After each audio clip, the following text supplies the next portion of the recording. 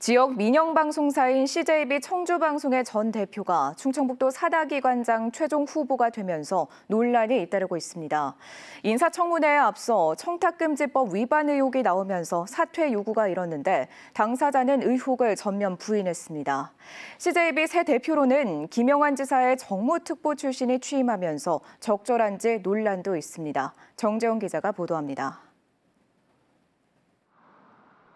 김영환 지사가 이사장인 충북도 산하기관 충북테크노파크 이사회가 차기 원장으로 낙점한 신규식 후보자. 지난달까지 민영방송사 CJB의 대표이사를 지낸 전직 기자입니다. 신 후보자가 최종 후보자가 된 날 CJB 새 대표에는 1년 8개월간 김영환 지사 정무특보를 지낸 황현구 전 전무가 내정됐습니다. 특정 언론사 임원들의 이딴 충청북도행을 두고 시민단체에서는 우려가 나왔습니다. 마치 자리를 맞바꾸는 듯한 형태로 치러지는 인사여서요. 도민들로 하여금 이 CJB와 충북도 간에 어떤 관계가 있는 것이 아닌가 하는 또 의심마저 갖게 한다는 것 자체가 문제라고 생각합니다. 이런 논란에도 황 전 특보는 의혹을 부인하며 이달 초 CJB 대표에 취임했고 신 후보자 역시 5월 취임을 눈앞에 둔 상황. 그런데 도의회 인사청문회를 앞두고 신 후보자에 대한 청탁금지법 위반 의혹이 불거졌습니다.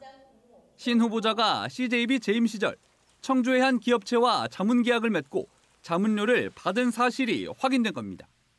2019년 7월부터 지난달까지 세금 포함 매달 200만 원씩 총 1억 3천여만 원을 받은 걸로 추산됩니다. CJB는 사규로 영리 또는 비영리 사업에 종사하는 행위를 금지하고 있고 청탁금지법은 정당한 권한이 있을 때만 언론인 등에 대한 금품 제공을 허용하고 있습니다. 박진희 충북도 의원은 신 후보자가 오랜 기간 CJB에 알리지 않은 채 직위도 없이 자문료를 받은 만큼 부정수수 의혹이 있다고 주장했습니다. 정당한 권한에 의하여 제공되는 금품인지를 판단하기 위해서는 겸직과 자문계약의 정당성, 자문 실적의 명확성, 사례금의 적법성 여부를 후보자가 명확히 입증해야 합니다. 신규식 후보자는 의혹을 전면 부인하고 법률 검토도 마쳤다며 문제가 없다고 반박했습니다. 겸직이 아닌 비정기적인 자문 역할이어서 CJB에 신고하거나 승인받을 필요가 없었고 정부 정책에 대한 대응 방안 수립과 대언론 전략 등 여러 자문을 해줘 정당하게 받은 대가였다고 설명했습니다. 의혹을 제기한 박진희 의원은 신 후보자의 사퇴를 요구했지만 후보자는 적극 소명하겠다는 입장. 한편 내일 신규식 후보자에 대한 인사청문회를 예정한 도의회 인사청문 특위는 연기 여부를 고심하고 있습니다. MBC 뉴스 정재영입니다.